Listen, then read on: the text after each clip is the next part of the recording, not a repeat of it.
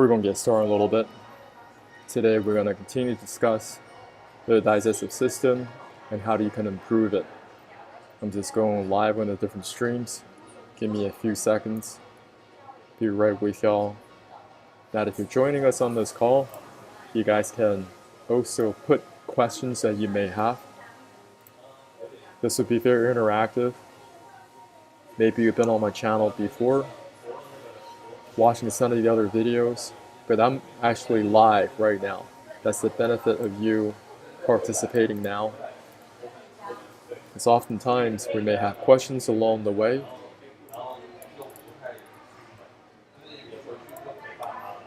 And having somebody here just to bounce some ideas off of.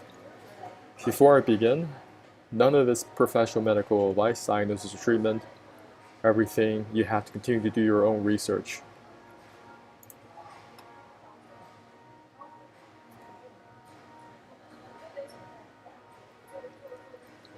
Every single day, I'm just refining the presentation and learning a lot as I go along. Because there's so many pieces to this puzzle. And it's very exciting to learn so many things that are currently off my radar screen. I'm also streaming on Instagram. If you're on Instagram, don't go there actually. You want to just stay on YouTube. Stay on YouTube or Twitch. If you're on Twitter, X, I'm also on that platform as well, streaming. I'm just checking different messages across social media as I do this presentation. Let me get some water before I begin.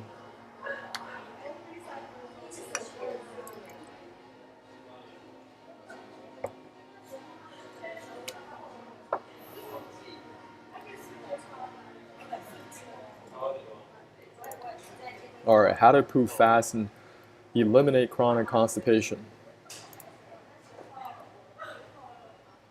Get into this right now. Today we're going to cover a lot of material. Maybe you're new on my channel, watching these videos for the first time. No worries, I'm going to cover from beginning to end to the best of my ability. When we're looking at our digestive system, it could be very intimidating just looking at this photo. Most people, including myself, I did not know what I was looking at. I never learned anything about the digestive system before. And looking at a photo like this over time, I start to get a better grasp of what this picture actually entails. Food enters your mouth, down the esophagus, and your stomach is right here, which your digestive enzymes start to break down the food. And for most people, that's where their knowledge stops. They think that, okay, I ate the food and now it's in my stomach, and what happens next? I sure didn't know. Next, the food will enter your small intestine. Your small intestine is a very long piece of pipework. It's 4.5 meters. Followed by your large intestine, which is another 1.5 meters in length. When we're looking at our digestive system, to simplify even more, without looking at all the other organs that are in place, just take a quick look at the simplified photo. Food goes through your mouth, ingestion of food, down the esophagus, into your stomach. Digestive enzymes break down the food. Food enters your small intestines next. Nutrient absorption. Your small intestine is 4.5 meters. And later, it will enter your large intestine, which is only 1.5 meters in length, and out the back for elimination. That's it. Just focusing on that. Now, for most people, many people around the world, we're chronically constipated, including myself just a couple years ago. I had chronic constipation. I tried different medications or different herbal blends. Nothing was working. I said I was looking at this particular platform on Google Trends. This is the keyword analysis. I wanted to know and understand how many people are actually keying in this keyword, constipation. As you can see on this chart, this is a recession-proof keyword. It has never contracted over time. It doesn't matter if you're searching this keyword in the English language, Spanish, Russian, Ukrainian, Chinese, Japanese, African languages, Portuguese. Everyone is searching for this keyword. This is a trending keyword, and nobody has any real good solution how to fix it. What is chronic constipation? This picture simplifies it. You're sitting there on the toilet. You're huffing and puffing, begging and pleading, making deals with the Almighty. But at the end of the day, after all that work, after all that straining, okay, you're getting blood vessels popping on your temples. This is what you get. When elimination is incomplete, residues of old feces can build up in layers on the walls of the colon. As they putrefy, they can cause health problems, pain, and discomfort. Putrefy simply means decay and rot. Many people all around the world has this problem, talking about millions and millions of people. Now, chronic constipation happens in the large intestine primarily. There's a lot of waste material that is packed in. We need to go from the picture on the left to the picture on the right. Some people may be asking me, well, John, am I chronically constipated? How do you define chronic constipation? I make it very simple. If you're not going to the bathroom and talking about bowel movements consistently every single day, you're chronically constipated. Some people might say, well, I'm 2 days constipated and it's very consistent. Or some people say, I'm a 3-day kind of a routine. There's some people, they say, sometimes I have to go with the wait 4 to 5 days in a row before I have a bowel movement. And they think somehow that's okay. I'm telling you, that's not going to be okay. Your 2 to 3 days return to 4 to 5 days. 4 to 5 days, going to be 5 to 6 days. And now you're a whole week in without a bowel movement. That's going to cause a lot of misery down the line. And today I'm going to give you guys a lot of practical advice, practical pessimism. People sometimes they see the world so optimistically, they don't understand the road ahead is actually very difficult, very tough. And I want to bring that to your attention. So that's the very beginning part of our digestive system, just recognizing that this is the photo most people look at. It's a very long piece of pipework, and I continue to use different analogies throughout this presentation. What goes through your mouth must exit out the back as waste material. It has to be a 1-to-1 ratio. A lot of people, they're chronically constipated. What comes out are little sheep pellets. It's completely dried up.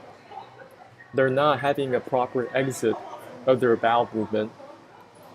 And over time, this particular colon, your large intestine, begins to get caked up with waste material. It begins to harden.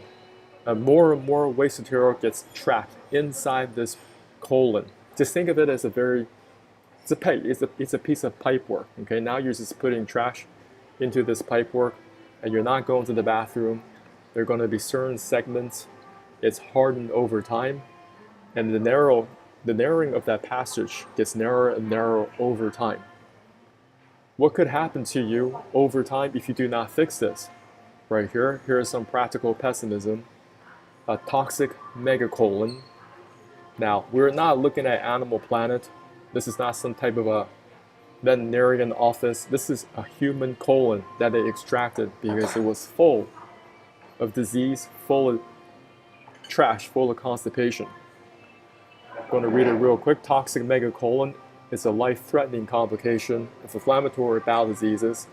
These diseases can be painful and cause permanent damage to the large and small intestines. IBDs include ulcerative colitis, Crohn's disease, and infections caused by this other colitis. Toxic megacolon is characterized by swelling and dilation of large intestine due to the inflammation and accumulation of large amount of gas. Do you guys really think that's just gas? We're only dealing with gas? Is that really the root of the problem that we're dealing with? Or could there be other problems this person is not dealing with?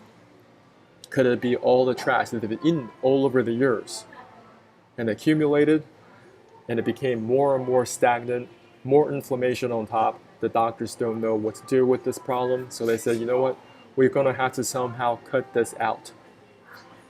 What are they cutting out? They're removing this whole colon. It's called a colectomy, right? So right now, you're dealing with different medical procedures. Let's just talk about, there are different types of colectomies. Over here, this is the left portion. This is the descending portion. of your colon that is being removed. And after what they do this plug and play kind of a situation. It's absolutely ridiculous. They're going to attach this part with this part, kind of make it go. You guys understand what I'm trying to do? Over here, this is another part where the end of your colon is somehow very, very problematic and the doctor cut it out. Now, you're going to have to put a hole right here, and it is connected to a poop bag. A lot of patients have this. If you're ever in the ICU, you may see people have this. There was something that was wrong with their small and large intestines, and there are many different procedures regarding the stoma and the bag. Sometimes it could be attached to your small intestines. Over here, we're dealing with the ascending portion of the large intestine. So they remove this part. Over here, this section over here, it is connected to your small intestine. So they say, oh, this part is removed. We're just going to plug and play again, connect it to the large intestine. Recognizing these hemicolectomies, different types of colectomies are very, very real. And I'm not sure how many people actually get this procedure done. There may be people in the world, they may need this procedure, but they don't have that access. Now, this one is absolutely crazy. I'm not even going to pronounce it, but over here is simply the complete removal of your large intestine. They're reconnecting your small intestine and trying to create some type of a pouch. These are not, I'm not joking with this. You guys need to go look these up. Look up these colectomies, different forms of colectomies, and what is the root cause? What is a possible root cause? Why do people go for these procedures? Well, one of them, from my logical mind, has to be chronic constipation. The waste material is not going out.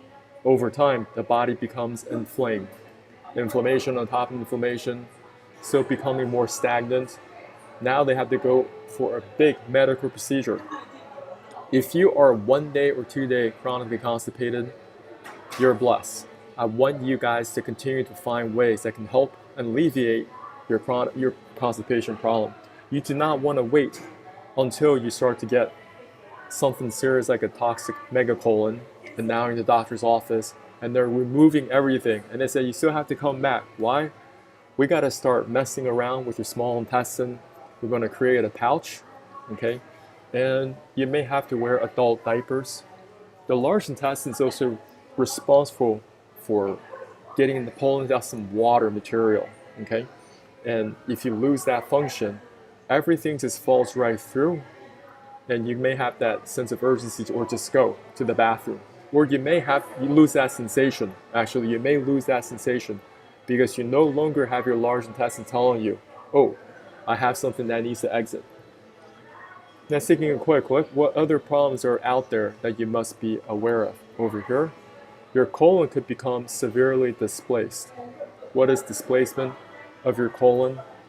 Coming back to our photo, I'm going to zoom in a little bit. Now, this is the colon. If you have a healthy colon, this is what it should look like. Food enters your small intestine, 4.5 meters, nutrient absorption, and over time, food gets processed into the large intestines for feces formation. You used to see this ascending portion of your colon followed by the transverse going across the left side of your body. It's going to go up a little bit, okay, before the descending portion comes in and out the back for elimination.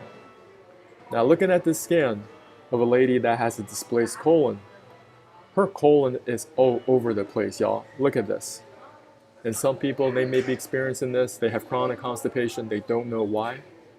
Now, the colon is coming up here, and now it has a kink in the hose, and it comes back down again. And now it swings back up again.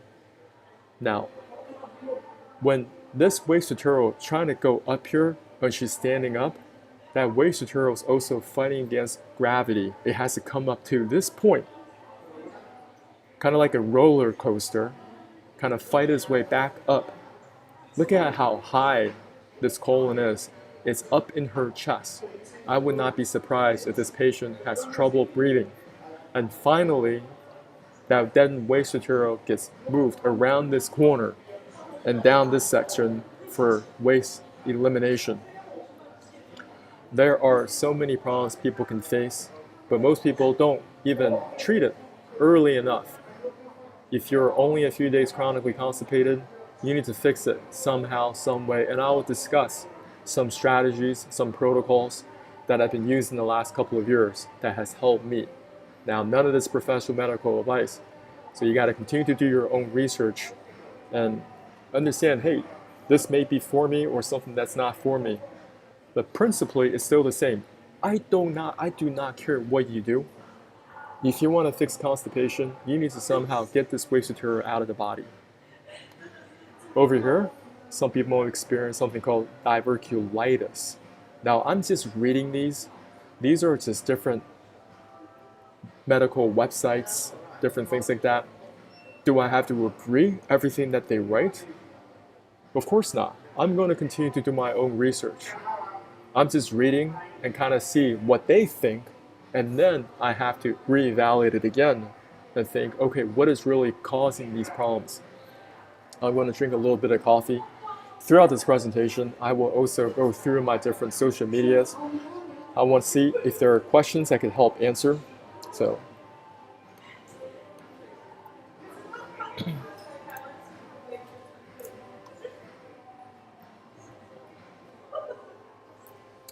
I click on the wrong.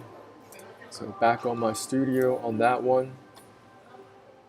So if you find this presentation to be helpful, I want you guys just to leave some comments, show me some love, okay? And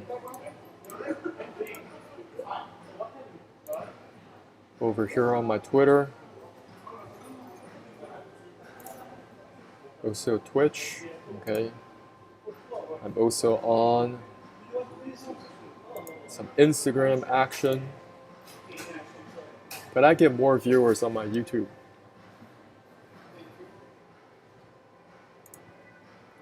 And if you have questions, just pop them in. I may not get to them right away because I'm switching back and forth.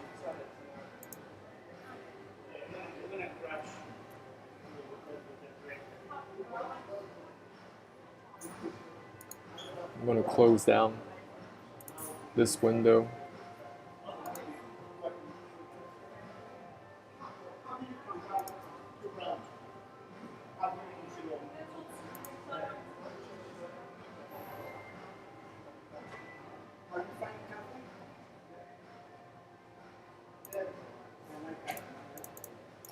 Dang, that is slow.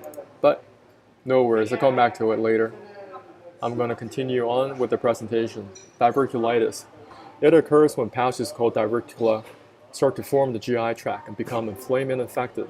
This condition commonly occurs in the Western population and can be seen in 10% of people over the age of 40 and 50% of people over 60. There are millions and millions of people over 60. They're saying 50% has this condition. The rate of this disease typically increases with age. Scientists believe that this condition is due to not eating enough fibers. Not eating enough fiber leads to constipation. Here we go, constipation, which puts extra pressure on the colon walls, and this causes diverticula or bulges to form in the weak areas of the colon.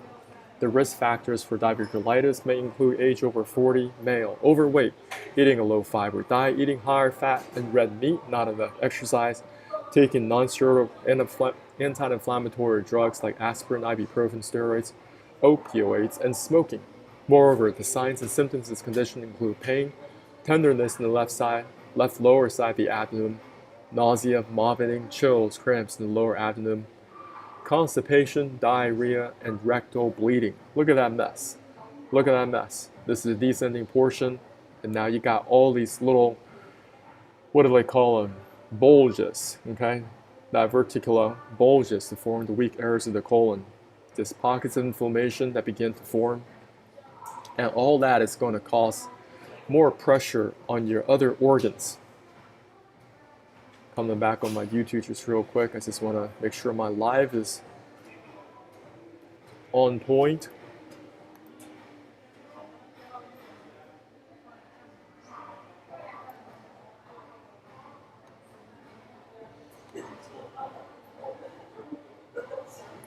What else do we have? There are people out there dealing with ulcerative colitis. Ulcerative colitis, it is a chronic condition that happens when you have inflammation in the colon. Most people usually experience periods of inflammation, experience periods of symptom flare-ups, followed by periods of remission without symptoms. Signs and symptoms include diarrhea, bloody stools, abdominal cramping, and weight loss. Treatments include medication and surgery. So there's still some types of inflammation that is taking place in the colon. And what do doctors do in a situation like this? They usually prescribe corticosteroids or immunosuppressants, biologics. And what these drugs do, these are immunosuppressants, and temporarily you may not have those symptom flare-ups. But did you really solve the root of the problem? If you're still chronically constipated, that inflammation is going to come back, okay? Because that waste material is going to putrefy.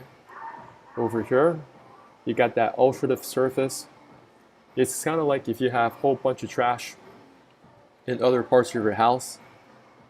Bad smell, okay? Also inflammation. Coming here, we also have Crohn's disease. What is Crohn's disease? It's another group of conditions known as IBDs, inflammatory bowel diseases. This condition occurs when there's inflammation in the small intestine and colon. The main symptoms of Crohn's disease are diarrhea, stomach aches or cramps, blood in the stools, tiredness or fatigue, and weight loss. It is thought to believe Crohn's disease is caused due to genes, a problem in the immune system, smoking, a previous stomach bug, and an abnormal balance of gut bacteria. The risk factors for this condition include family history, smoking, certain medications like antibiotics, birth control pill, non-steroidal anti-inflammatory drugs such as aspirin, ibuprofen, and a high-fat diet. Now I'm just reading this, doesn't mean that I agree with it, all right? So the Crohn's disease not only is inflammation that is taking place in the large intestine, it is both the small and large intestine. Very, very messy. I was listening to a comedian, Kelsey Cook. She was explaining how she personally has IBD. And her husband, he has chronic constipation. And they live in a house with only one bathroom. So there are times when her husband was just sitting on the toilet for a very long time because the doctors tell him you shouldn't push. So he's just sitting on the toilet half an hour at a time, swiping on his phone. And all of a sudden, her inflammatory bowel disease starts to come on in the form of diarrhea. I mean, she's doing about her thing on whatever she's doing. All of a sudden, she has this urgency, this unction to go to the bathroom right away. So she's texting her husband. Anyway, long story short, you guys can watch this little routine on YouTube. She had to defecate in a cardboard box. That was her solution. In a relationship, if you are dealing with any type of digestive problem, you're going to have problems. I don't care who you are. That resentment is going to set in over time. As I will discuss later in this presentation, there's so many things that can happen. It's not just a health problem, it's also a mental. It taxes you with your emotions all around. And I will give you guys some solutions later, but right now I'm just giving you guys a healthy dose of fear and a lot of practical pessimism. Rectal prolapse, all right? We were talking about how Kelsey Cook's husband was sitting very, very long on that toilet. Thankfully, he wasn't straining, but many people are. Many people around the world, because they can't have that proper bowel movement. They're constantly straining on that toilet. Over time, they may have something called a rectal prolapse. It's continuing to push. Your anus area begins to turn inside out. I grew up with my grandfather, or being around other elderly people quite consistently. And that when you were young, you always notice there is a really weird old people smell. This is a very faint smell. Let me tell you what that is. A lot of them have chronic constipation. A lot of them have prolapsing of the rectum. So there's always some type of poop, rectal bleeding that is taking place right here. And it doesn't matter how often you shower up, you wash your clothes thoroughly, there's always that slight hint. Now, you don't even have to be old to have this. Many people are experiencing chronic constipation even in their teenage years, 18, 19, 20, or even earlier, depending on what their nutrition has been like. Have they really KPI'd key performance indicator? They're key performance indicators to your health. For example, we all say that, hey, we need to brush our teeth every single day. And if you don't brush your teeth, well, over time, it's very likely you're going to get cavities, you're going to have to see the doctors, and it's very uncomfortable. Same thing here. You need to have a bowel movement twice a day. That's the KPI. If you don't have that, continue watching. What other problems could you have? You could have an anal fissure as a result of sitting on the toilet for a very long time. Now, some people, what is this fissure? A fissure is a breakage or cracking, splitting. It can be very, very painful. And this is also what causes rectal bleeding. Now look at what these people write. The people at these medical institutions, while several factors are thought to be linked to rectal prolapse, there is no clear cause, no clear-cut cause. An estimated 30 to 67 patients, an estimated 30% to 67% of patients have chronic constipation. So they're starting to link to chronic constipation. Infrequent stools or severe straining, an additional 50% of diarrhea. In the past, this condition was assumed to be linked to giving birth multiple times by vaginal delivery. However, as many as 35% of patients with rectal prolapse never gave birth, and it can occur in men.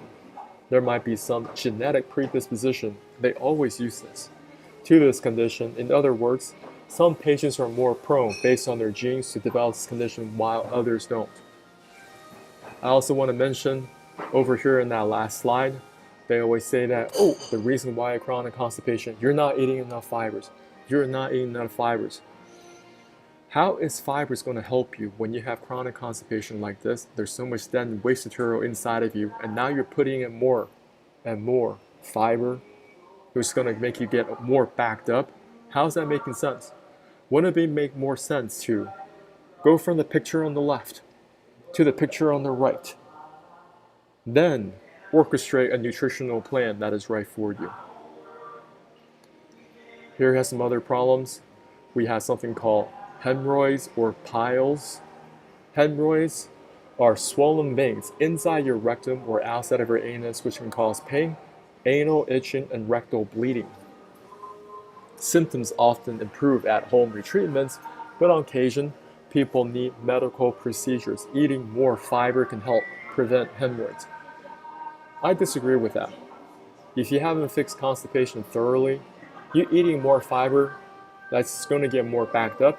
You're going to get more of a dilation of the colon. This is going to get more inflamed, more dilation, more displacement, and eventually you're looking at all these other symptoms. Today, I want to show you what a proctologist is. Most people don't know until they start to have all these different problems. I don't care if it's a combination of rectal prolapse, anal fissures, or hemorrhoids. There's like, oh, you got to go see your proctologist. Trust me, that is not an appointment you would look forward to going, because they're going to have to examine your behind. Proctologists are highly specialized medical doctors who are mostly called colorectal surgeons. These experts diagnose and treat conditions of the entire gastrointestinal tract, but specifically issues involving the rectum and anus. Do you really look forward to seeing your proctologist?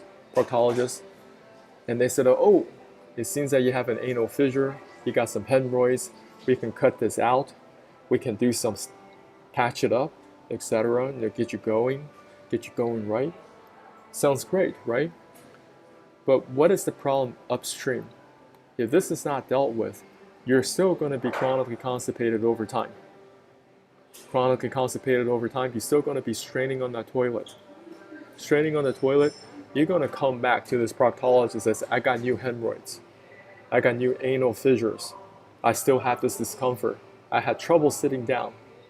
I can't even sleep properly because there's always this slight pressure right on my bottom. That's what a lot of people deal with. All that preparation age cream that people use eventually stops working. Now I'll just spin through my social media real quick. Ask your questions.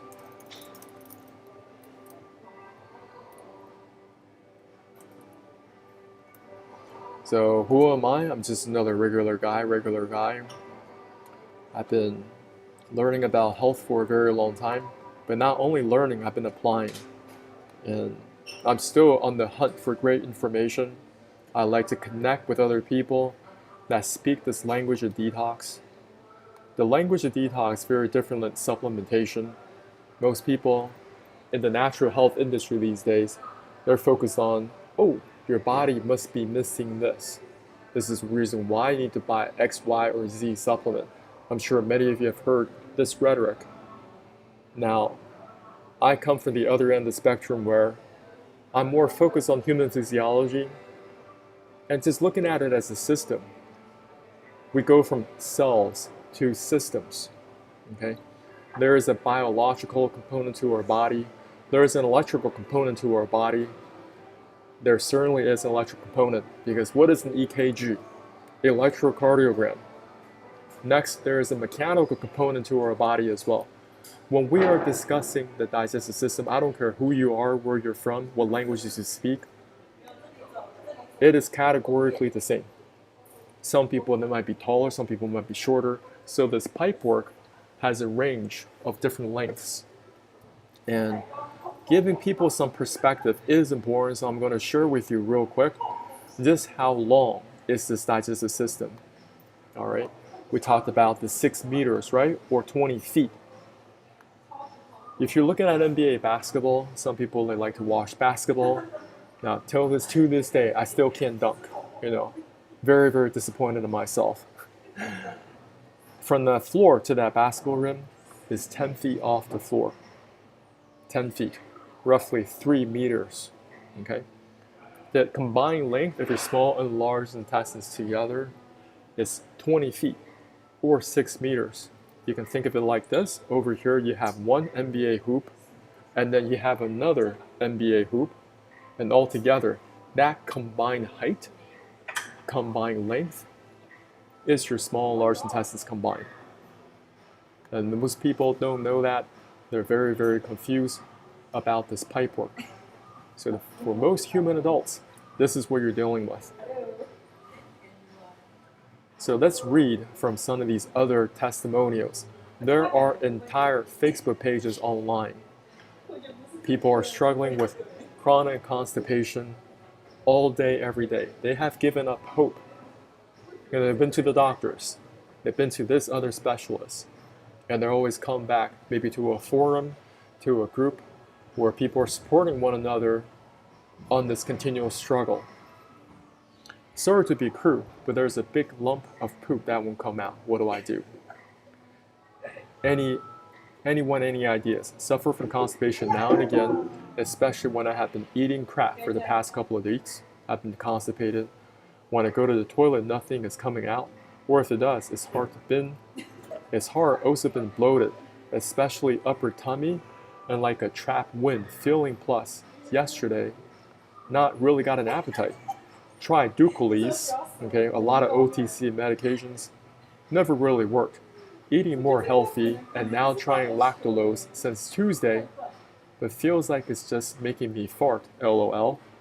Also to mention, been having some stress and anxiety with family members, been in hospital. What can I do to help get my tummy back to normal? Thanks. These are the internal dialogues I want to share with y'all. And there are tens and thousands of people struggling with this. We're dealing with just one Facebook group in the English language. Now just imagine all these different forums, different groups, in all these different languages sharing the same woes. The consultant has put me on proctologist and glycerol suppositories. Any reviews? Okay. Hi everyone. Had a horrible couple of days. A lot of wet would come out and I couldn't push out what was left behind. But after many attempts making me sore, I finally did go. What I wanted to ask is, do you ever feel queasy to your tummy because of constipation or bowel problems? Sometimes I think it's all the worry and stress that constipation causes. Your physical health and your emotional health, it is intertwined, categorically. If you're not having proper bowel movements on a regular basis over time, your whole mental outlook, it is just going to go down and down and down and down and down. Okay? Check my comments real quick.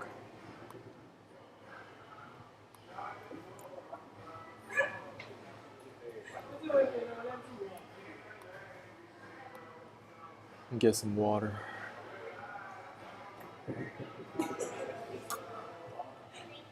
All right, here we go. Let's read some other testimonials or different problems people are struggling with. I'm impacted. All home remedies, OTC laxatives, enemas, dietary changes, additions, nutritional oils, quit working last month all of a sudden. The ER couldn't reach it, and their enemas didn't work. The highest dosage of lenses does nothing. And the Miralax colonoscopy prep, this is giving me overflow diarrhea. Small bits are coming off the impaction, probably from the hospital enema I got Saturday. What else can I do? I feel like the impaction is just way too big to get out. And it seems like nothing is softening enough. Now just think about you're going through your entire week and that's the whole thing, only thing you think about. Practical pessimism, okay? A healthy dose of fear for you to take action. Hello, I've been struggling with severe chronic constipation for a couple of years now, but it's only gotten worse over the last 6 months or so. I've been prescribed Trulance and Linzess, highest dosage for both, and neither of these medications are working very well for me at this point. I can pass a little bit of stool, but not much, so I'm constantly extremely backed up. I have to spend about half my waking hours lying down because I'm so bloated and nauseous and often in pain. As far as OTC laxatives, nothing really works there either. Ducalized enemas, suppositories, magnesium citrate, nothing works. I was supposed to have a colonoscopy today, but couldn't keep the bowel prep down. The procedure had been rescheduled for a month from now, and one of the nurses at my GI office prescribed a pill-based cleanse. The pill is called Sutab, and I was warned ahead of time that patients often have trouble completely emptying their bowels with this pill. So given my struggles, I'm doubtful that this was actually work for me. Here is my question. Has anyone here gone to the point where nothing works? Meds or OTC laxatives and had to have some sort of an in-office medical procedure done? I am so sick and so miserable. What about professional colonics? I'm not even sure how those work. I'll discuss that later today. If anyone has any advice or experience with this, I'll be very grateful if you could share with me what you ended up doing and what the outcome was like. Thank you. Practical pessimism, y'all. Relating it back to our body has a mechanical component to this. Just think of your body like the plumbing of your home. Under the kitchen sink, you have a garbage disposal.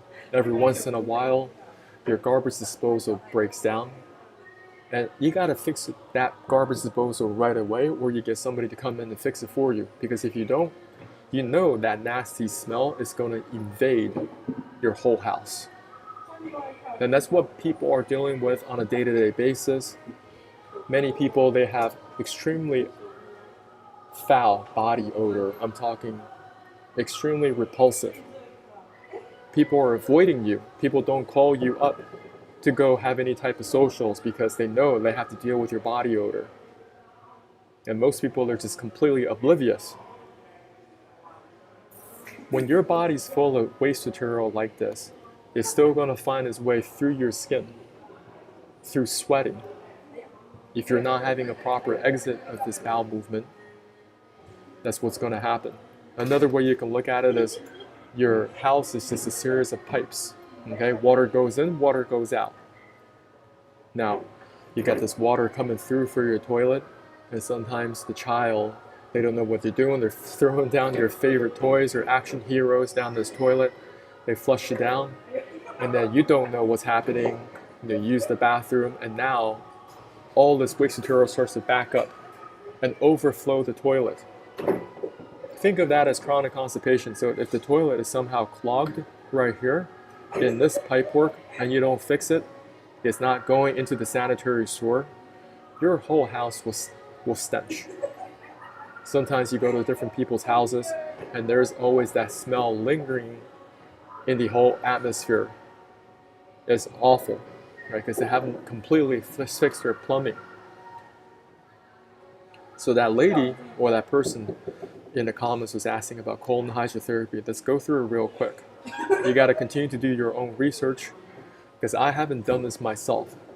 I have friends that used to be in this industry and should benefit greatly from this. Now I just want to explain what it does. What this is, it's an apparatus that you lay down and you just lay there.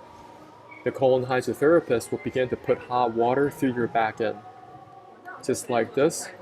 As they're putting hot water through your back end, they're trying to get all this waste material stuck in the colon to gently escort it out of your body.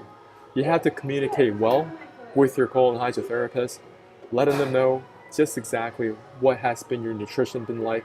Be very, very upfront with them, how long you've been constipated, etc., etc. Because if they're putting in this water pressure way too quick, the colon may dilate way too quickly. It may have perforations. And now you have all this waste material spilling into the rest of your body. You may go into sepsis shock. I'm not joking. You may end up in the ER. Any type of protocol, any type of therapy, okay, there's always a risk when you're dealing with them. Even when you're dealing with my protocol, it's not for everybody, which I'll explain a little bit. But you recognize that there's also a risk if you do nothing. Have you ever thought about that? What are the risks if I don't take care of this problem? Is it going to be a combination toxic megacolon? You may have to do colectomies, different forms of colectomies. You may have a severely displaced colon. You may have diverticulitis, ulcerative colitis, Crohn's disease, rectal prolapse. You're going to go see a proctologist. You may have anal fissures. You may have hemorrhoids. And every single day I'm just learning more and more about the digestive system and different diseases that are attached to the system. And I'm trying to solve the problem before they occur. Recognizing if I have a slight form of chronic constipation, I need to somehow resolve it right away. I can't let it wait. I can't let it sit and pretend nothing is wrong. And a lot of people have bad breath. If you have bad breath, you also want to, or people are telling you have bad breath, you need to pay attention. It has a lot to do with this pipework. Just imagine there is all this trash stuck in your small and large intestines. You're having chronic constipation. Where's all that nasty smell going to go? It's going to come back up. You're going to burp it up. Okay? But you've been dealing with yourself for such a long time, you can't smell yourself anymore. Or you've been smelling your own farts. You don't think they're very deadly. Well, people have been telling you they're very deadly. They're avoiding you like a plague. They never invite you for socials.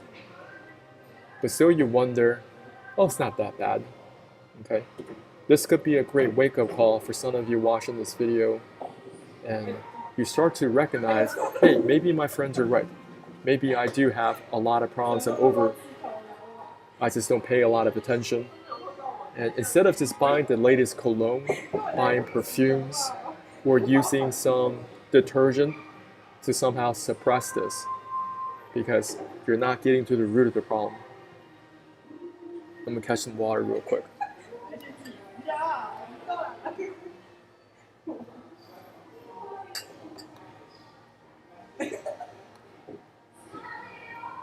No.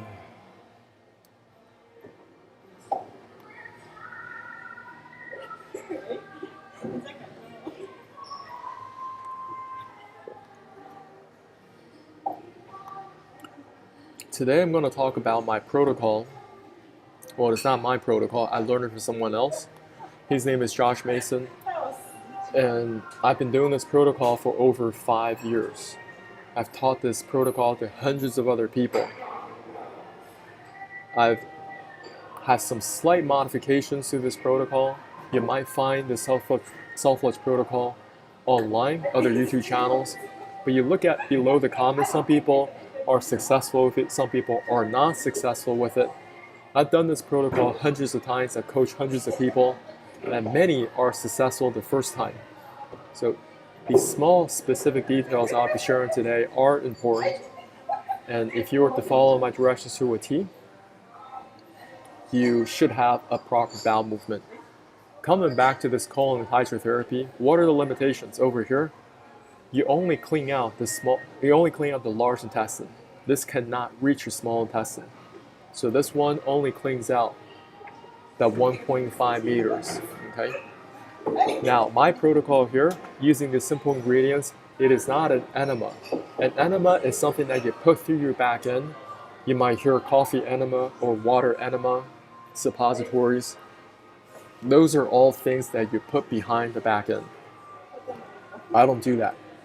I prepare a self-flush solution that you drink down using the simple ingredients.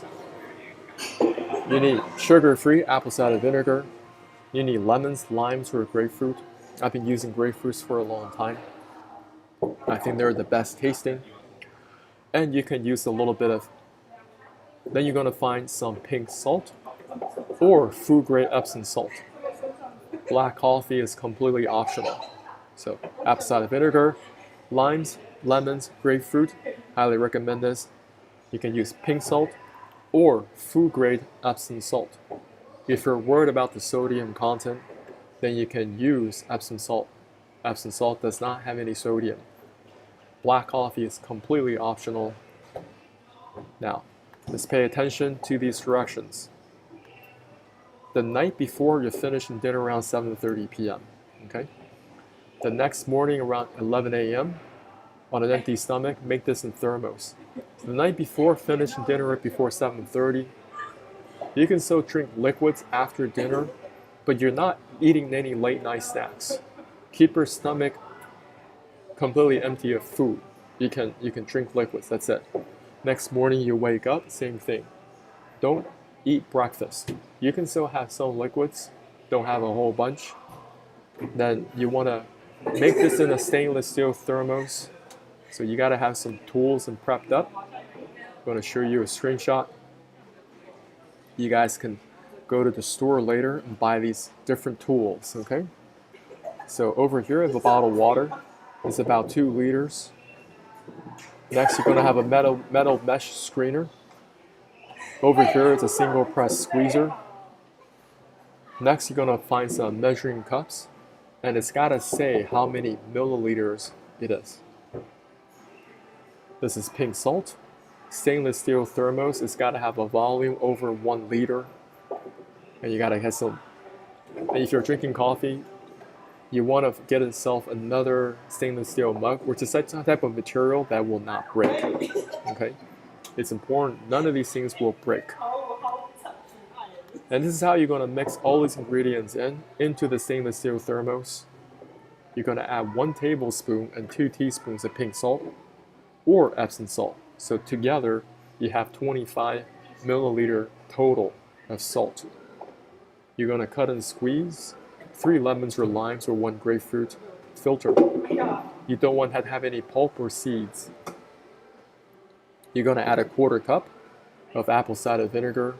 A 1/4 cup is around 60 ml. Add 2.5 cups of hot water, which is about 600 ml, and you're going to stir it up. Stir it up, 30 seconds, 45 seconds. Make sure all the dissolved evenly in this hot water. Then you're going to add another cup of room temperature water, okay, and stir it up. You just kind of bring back down the temperature of the sulfur solution, because if you only just use hot water, it's going to be way too hot.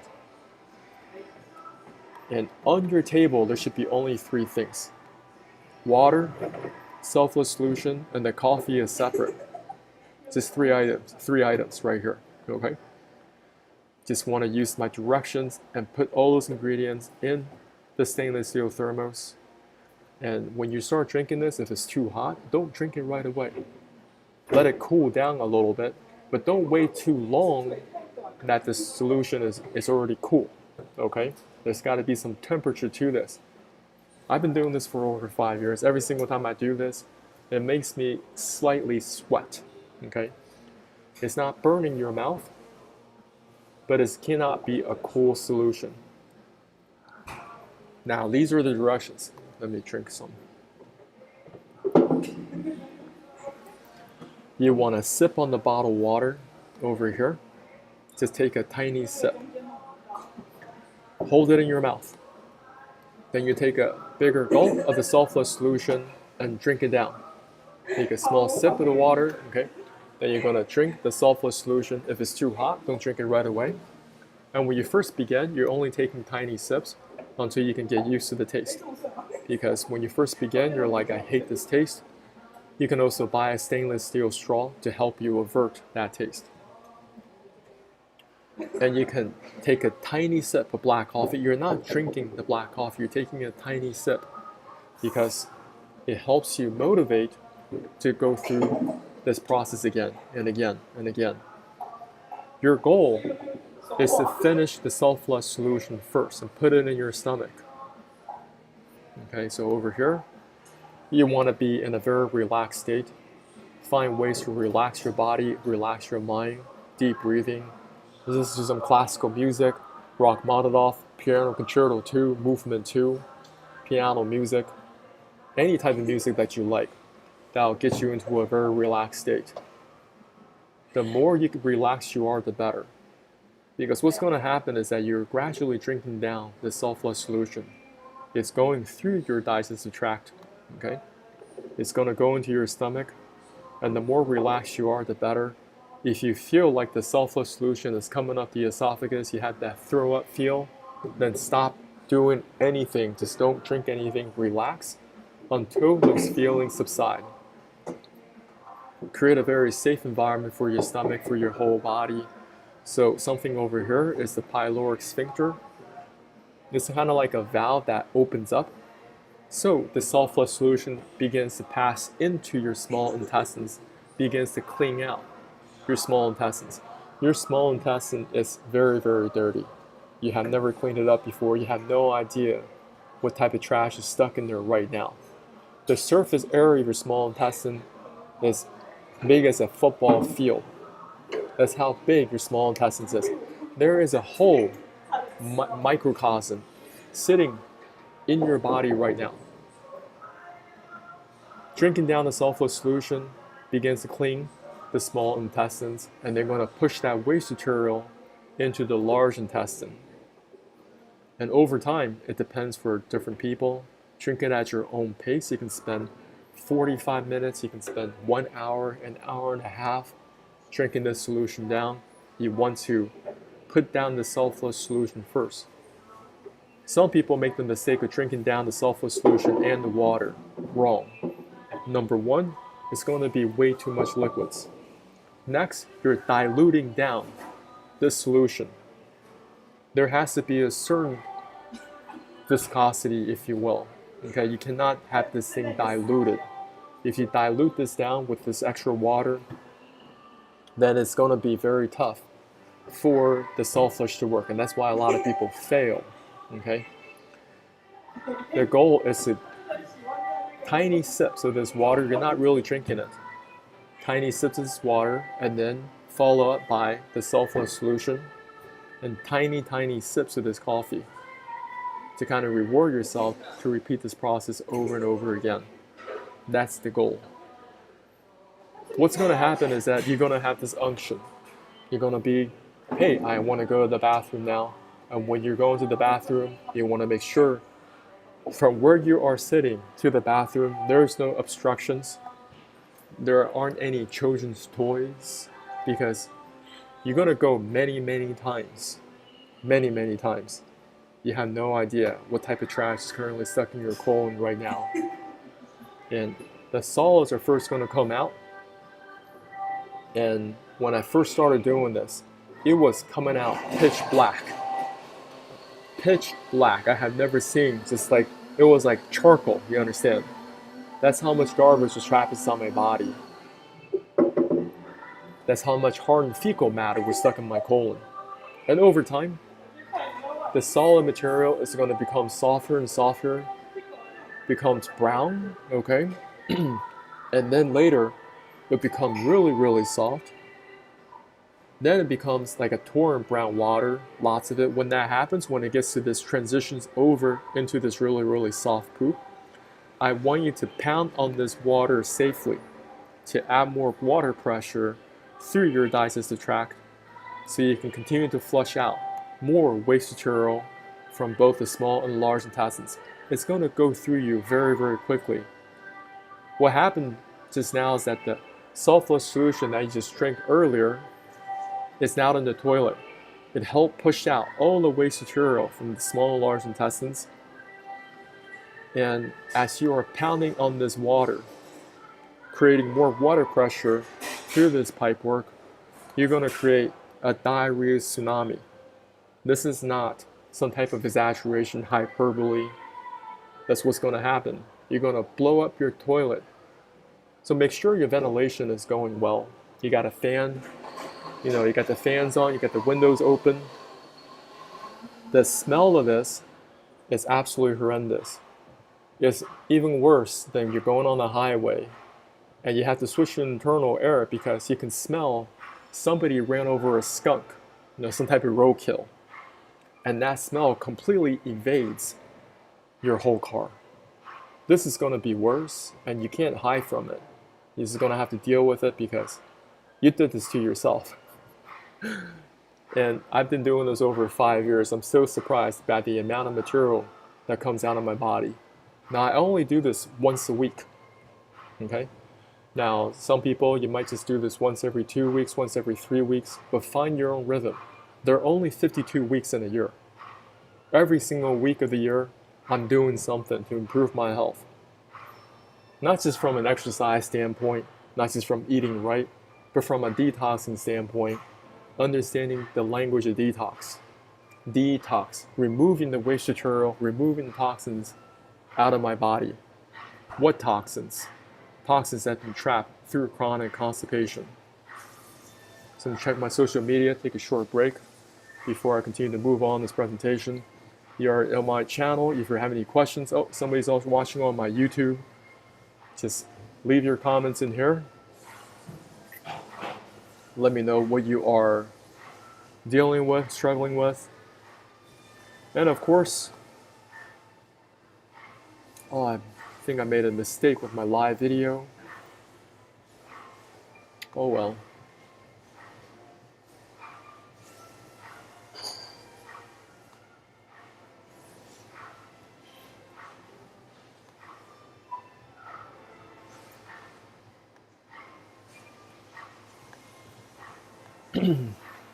So how's everyone doing? Any questions, just let me know. I'm going to check the Instagram real quick.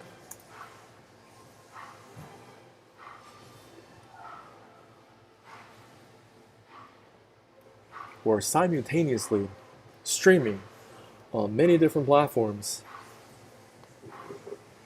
That's what we do.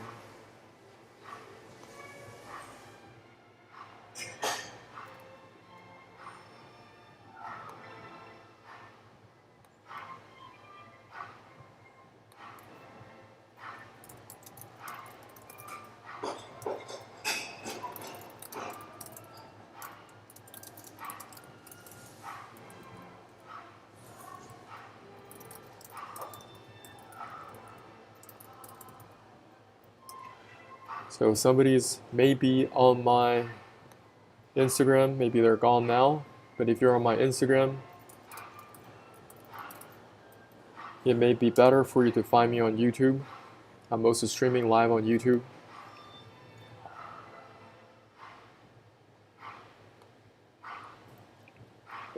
So here we go. So chronic constipation, we first talked about waste material not exiting out of the body. I want to demystify and also give you guys some keys to properly poop. One other thing that you can do, get yourself some type of a stool. You can look at this product online, but all it is a stool. It will help you create a squatting position when you're using the restroom. And that will help you tremendously to remove the bowel material out of the body. This convenient sturdy structure is engineered to mirror the angle and efficiency natural squatting while allowing for the luxury and comfort of your own toilet. Before the invention of the modern toilet, everyone used the bathroom in a squatting position. And we have a lot of these squat toilets in Asia, and using them is like night and day because you never have to push very hard or try to get that waste material out of the body. Let me take a quick look. How long have I been on?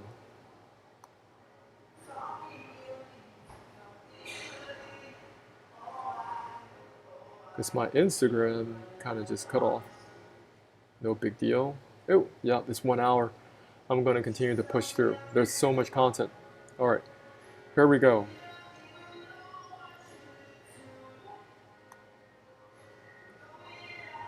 Want to share some information that's probably currently off your radar screen. Even with all the information that is online, I do not think people are paying attention to this at all. Okay, they might hear about it, they'll be like, I don't believe it.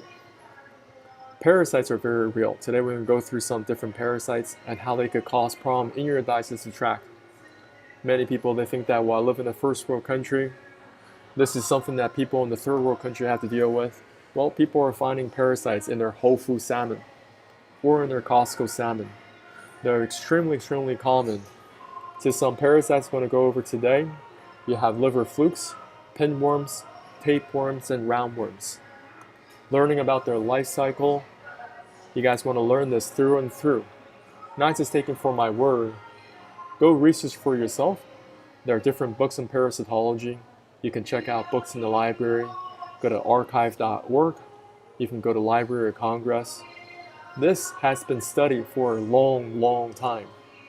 But most people don't look into it. And oftentimes they wait until the problem is so severe. Then they start to say, can't find out what's wrong, let's go look if we are infected with parasites. Over here, the liver fluke, they have eggs that will hatch in water. And what they do, they will first find an intermediary host. Parasites, they have a way of moving up the food chain. They're very powerful. They know how to extract resources from an intermediary host. They grow to a certain size, and they will end up on some watercress. So for those of you that are eating raw watercress, it's saying you have to be very careful because you might be eating this liver fluke. The cow or the sheep, they go eat this watercress, and that's how they ingest this parasite into their body. People, they are eating or raising cattle and sheep, they have to deal with the liver flukes almost every year.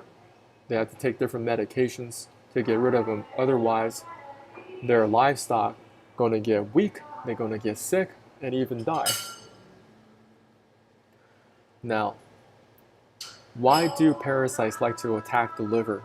The liver stores a lot of valuable minerals and resources. Parasites, they know that too. So they're coming here, they're going to attack this liver. Attacking the liver will give them the nutritional value to survive and replicate.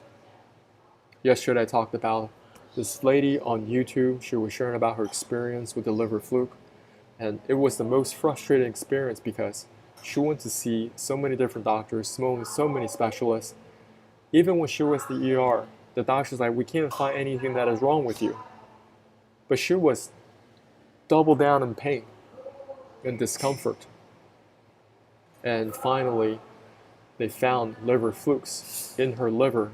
It was all up and down this common bile duct, very likely into the cystic duct, which goes into your gallbladder.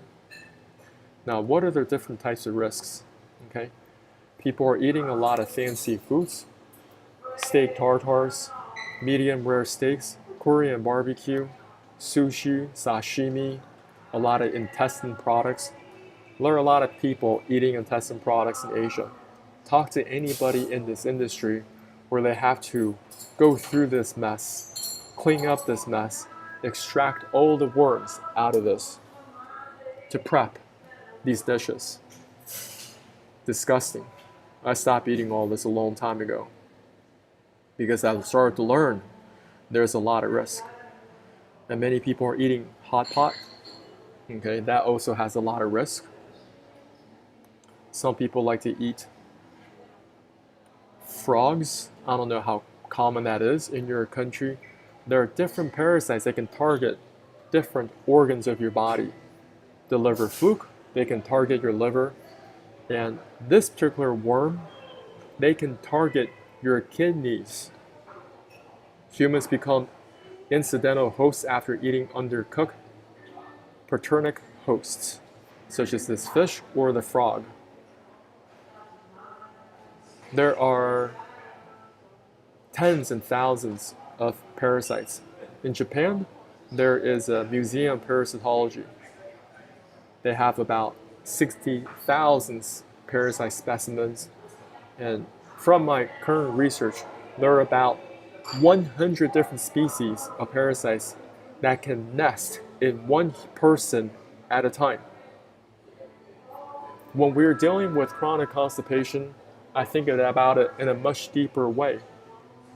Could there be other things that's affecting the condition of my colon or the small intestine? Here we have, this is the fish tapeworm, the life cycle of a fish tapeworm. Once again, they go through, they hatch in water, and they're gonna go and first get attacked or get eaten up by some type of an intermediate host, a crustacean. And that crustacean gets eaten up by some type of fish, it goes up the food chain. And now you're ingesting some raw fish, and that's how they end up in your body. Different types of tapeworms, also in pork, also in beef. Okay? And this is what they look like under the microscope. But these are full-blown organisms. They can grow very, very big. They're not just like tiny little things where under the microscope that you can't see with your naked eye. Wrong. They can grow to a humongous size, which I'll explain. This is your anatomy. These are the different suckers that can hook on to your small and large intestines. So they're firmly planted. And these are the rostellum. This is the hooking mechanism. And they're just sucking the life force out of you. Sucking the life force out of you. This is your anatomy. This is the head portion. These are the suckers that I just talked about. Rostellum. And they have a lot of these grids. What these grids are, these are called progonids.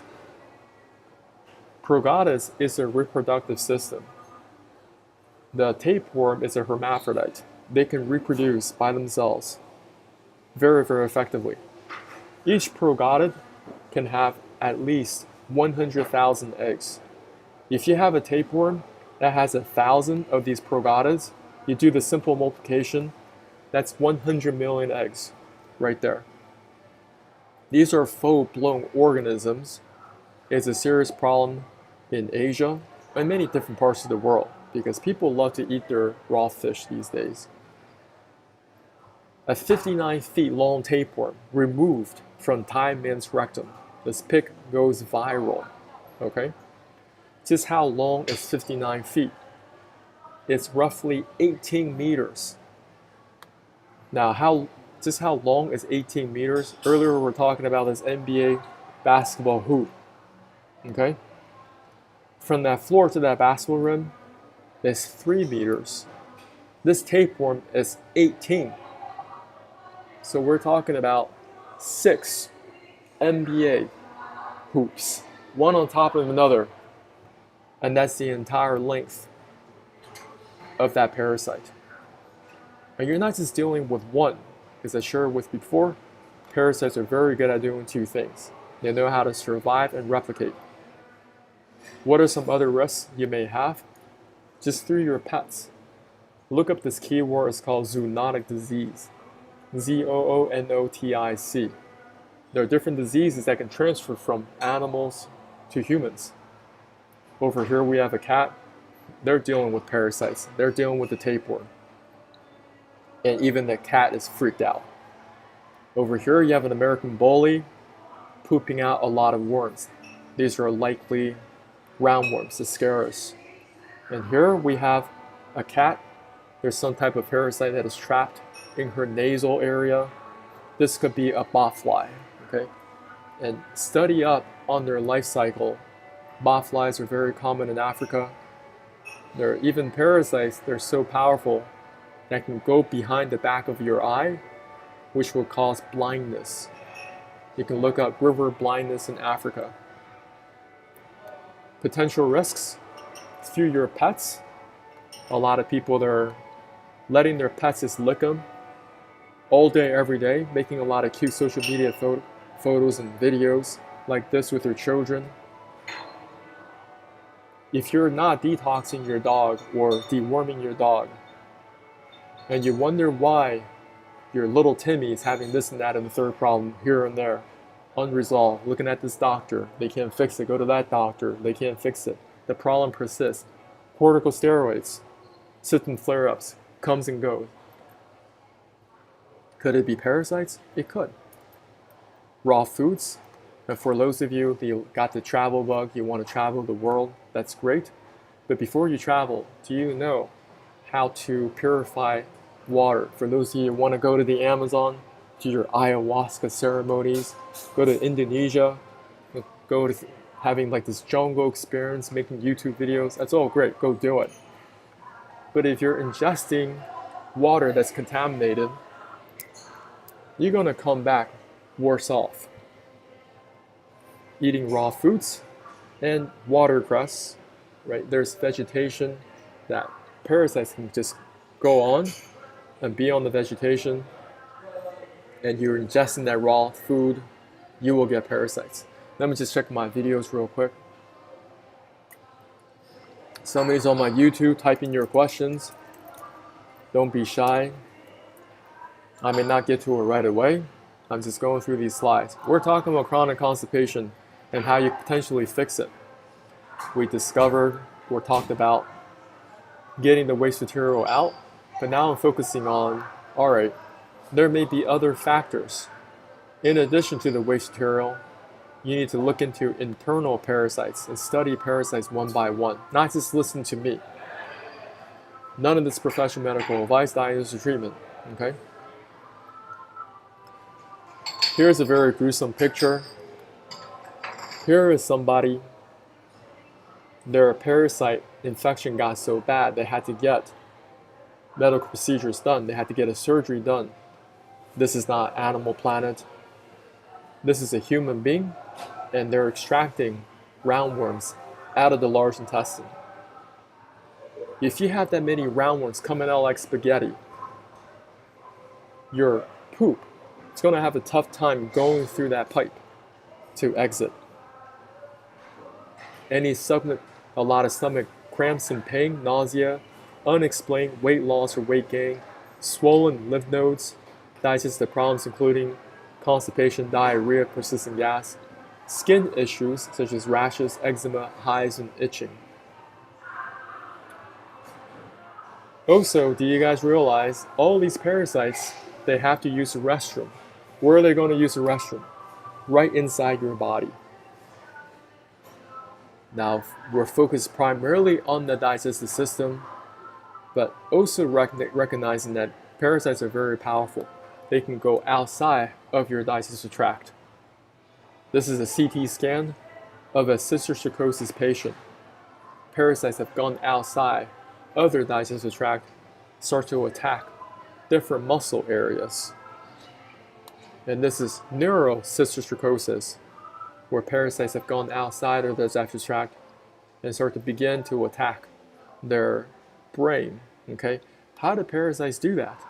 And I wonder, could it be connected with all these inflammatory problems currently taking place inside the large intestine? For example, let's just say if you're dealing with chronic constipation, over here you're dealing with diverticulitis, inflammation here, you may get a slight perforation. Before, that parasite was inside this large intestine. Now it's going out. Does that make sense? Or you're dealing with some type of a tear, some anal fissure, and parasites are taking this opportunity to go through here, right into your bloodstream. Now, a particular parasite that attacks the rectum, where people find a lot of anal itching, could be this. This is pinworms, very common in children, but they're also common in adults. So you find a child, a toddler, that's always scratching their behind. They can't, even though they're wiping down cleanly, but they're still dealing with this. They may be dealing with pinworms. Adults, some people are also dealing with this. Many adults are. I'm not talking small amount. According to PubMed, okay, let me just read this here. So this particular parasite is very common, affecting almost 1 billion people worldwide from all socioeconomic classes. In the United States, affects 20 to 42 million people, with a high prevalence among children.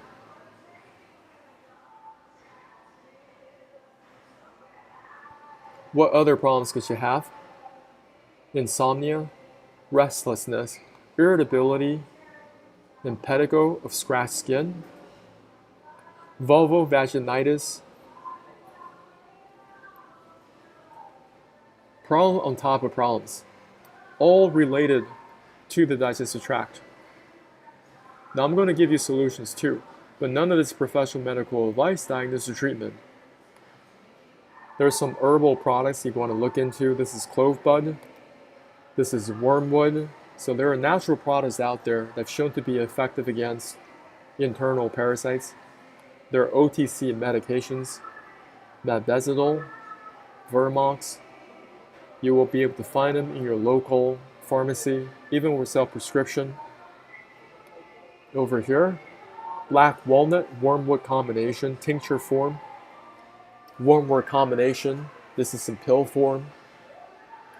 For your pets, you can look into Panicure C. This is for dogs, and you want to find the right treatment for your dog, because you have different sizes of dogs, right? So you're going to want to buy the right one for you. This is only for small little dogs. So each packet treats 10 pounds. So this is a small dog, and they have different packages for bigger dogs. And if you want to move up the chain, you can talk to your doctor. If you really identify some very serious parasites, they may prescribe albendazole, other products that are out there. So you have to work with the doctor with stuff like this. Evaluate different products on the market. There are herbal blends using herbs, and there are also medications over the counter, also prescription strength. Now, everything begins cleaning out the small and large intestines. A lot of people, they might look at this presentation and begin to freak out. They're like, I'm going to have to buy all this right away. I don't recommend that. You want to first learn how to clean out this pipework. Clean out the small and large intestines combined. Go from the picture on the left to the picture on the right. Consistently. Doing this on a regular basis, you have this confidence that when I perform some type of a procedure, whether that's colon hydrotherapy or I put together a self-flush protocol. I can produce this laxative effect. I can blast out the waste material inside of me. That's where you got to begin, some way, somehow. And maybe in the future, I find a better protocol, and I'll share that with y'all as well. But this is the one that has produced the best results for myself and my clients all over the world, which produces a diarrhea tsunami, blasting out the waste material from the behind. Now, when you're dealing with internal parasites, a lot of people just begin taking these medications.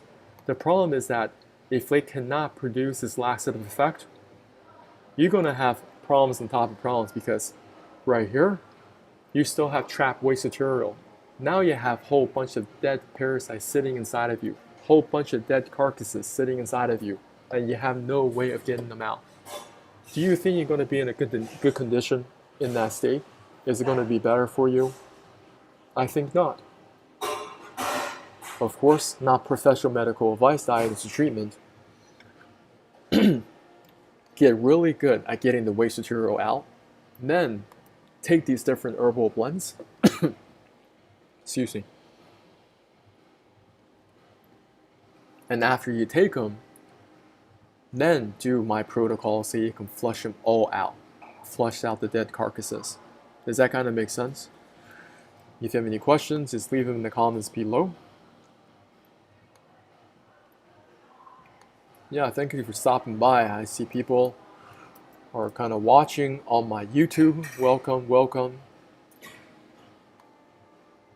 And my presentations are long, but I share a lot of information that could be very helpful on your health journey, right? Because oftentimes it's like, I want a quick solution. I want a quick solution. I want to go back to what I'm doing. What I'm introducing is a lifestyle. It's not something you just do one time and set aside. It becomes your routine. However often that routine is, it becomes a routine. Just like how you brush your teeth is a routine. How you shower is a routine. How you clean yourself from the inside, it becomes a routine. It's part of your calendar, so you're scheduling all your other events around these detox protocols. And that's what I do. And that's what I've been helping my own family members to do, and helping my friends, helping my clients.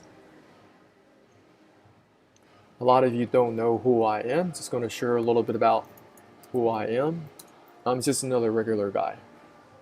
And I've been on this health journey for a long time. Had a lot of dead ends, but I also learned a lot through the dead ends. This was me in Southern California. I had a lot of excess body weight, try to get rid of. I was very determined. I was actually going to the gym very often. I had a personal trainer. I was not able to get the results that I wanted, which is this picture on the right, right? People want six-pack abs. I wanted six-pack abs. Did not matter how many crunches I was doing at the gym. I could not get the results. Until I started to get the waste material out of my body begins to restore itself, begins to slim down. All the sinus congestions are gone. Your mental clarity is restored. Your optimism for the future is restored, right?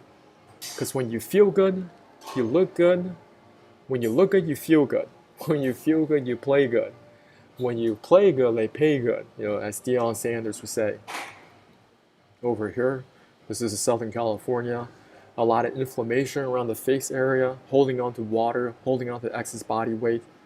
It's all the result of internal inflammation. Once I start to clean myself from the inside, even though I'm not killing myself at the gym, I have a six-pack ab all year round. I look like this all year round. I'm not even at the gym. The last couple of years, I stopped going to the gym because all I have to do is do some basic exercises, getting my sprints in, and when I come back home, I have some weights. I do some weights, do some stretchings, that's it. You really do not need to go to the gym to have an excellent body. And I have not rebounded for years.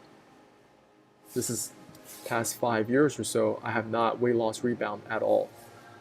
And that's what you get when you start to understand your body, your functions in the body, getting the waste material out.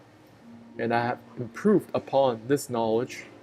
There's so many things that I've done in addition to cleaning out my internal organs, not just the small and large intestines. I also removed and eliminated plenty of internal parasites.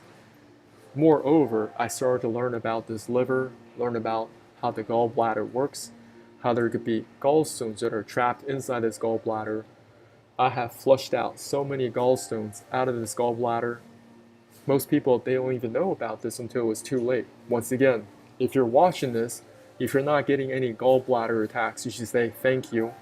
But you should also learn how to get the gallstones out of your body, because more than likely, you have them. I have flushed out so many gallstones and liver stones, it is unbelievable.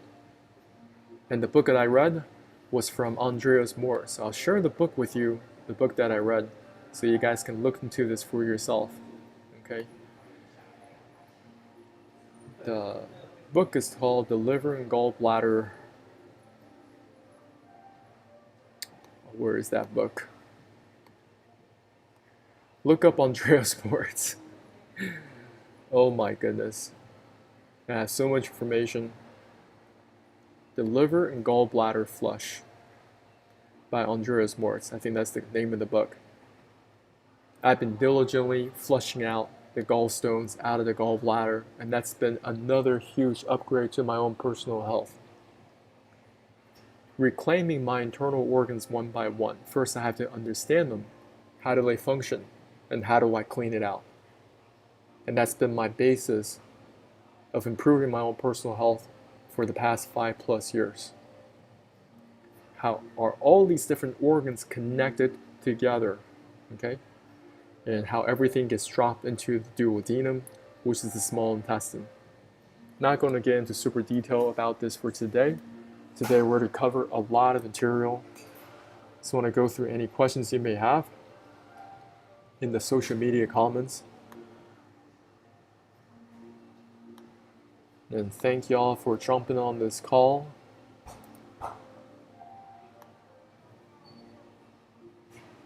Hopefully today this presentation will give you more information for you to do additional research. Not just taking my word for what I share, but really recognizing with a healthy dose of practical pessimism, going forward with a healthy dose of practical pessimism. This is what you're trying to avoid. You want to avoid this toxic megacolon. You want to avoid colectomies, different forms of colectomies. You want to avoid a colon severely displaced. You want to avoid diverticulitis, avoid ulcerative colitis, avoid Crohn's disease, avoid rectal prolapse, avoid going to see a proctologist, avoid anal fissures, avoid hemorrhoids. Well, all I'm saying is it may have something to do with chronic constipation and internal parasites. That's all your boy is saying, okay? But it's just so off the radar. And look at the verbiage that they use. It's always very cryptic.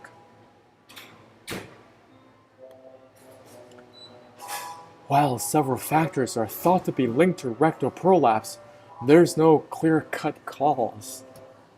Always making it very complicated. Genetic predisposition. Some patients are more prone, based on their genes, to develop this condition, while others don't. We just don't know.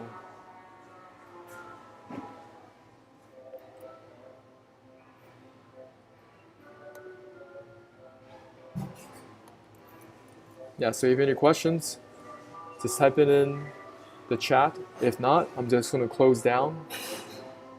And I highly recommend, if you're watching this, you want to do the selfish protocol, I will be leaving the link in the comments or in the down below in the comments later on the social media. And if you want to work with me one-on-one, you want to just use my Instagram and just chat with me. Let's get on a call. I don't even know if I could help you out, but I want to take the time to learn about where you're coming from. Okay? and give you some extra tools on your journey to recover your health.